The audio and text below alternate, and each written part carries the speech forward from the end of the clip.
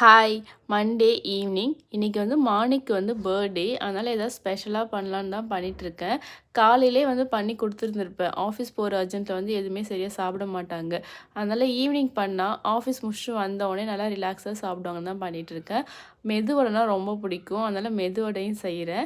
Side கேப்பில் வந்து நமக்கு பிடிச்ச டிஷ்ஷும் செஞ்சுக்க வேண்டியதுதான். எனக்கு வந்து பால் பாயசம் ரொம்ப பிடிக்கும். அதனால் வந்து நைட்டு டின்னருக்கு வந்து மெதுவடை, பால் பாயசம், இட்லி, அப்புறம் வந்து மல்லாட்டை சட்னி தான் பண்ணுறேன். இவ்வளோதான். ரொம்ப ஸ்பெஷலாலாம் இல்லை. நான்வெஜ்லாம் நாங்கள் எதுவுமே எடுக்கல. சாட்டர்டே சண்டே நல்லா ஹெவியாக சாப்பிட்டோம். முன்னாடியே வந்து நம்ம பர்த்டே செலிப்ரேட் பண்ணலான்னு சொல்லிட்டு நாங்கள் சாட்டர்டே சண்டேவே செலிப்ரேட் பண்ணியாச்சு.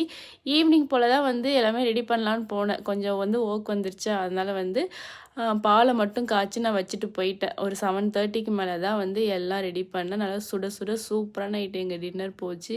அதுலேயும் அந்த மெதுவடை சொல்ல வார்த்தையே இல்லை. கொஞ்சம் போண்டா மாதிரி போட்டேன், கொஞ்சம் வடை மாதிரி போட்டேன். தேங்க்யூ ஃபார் வாட்சிங். பாய்.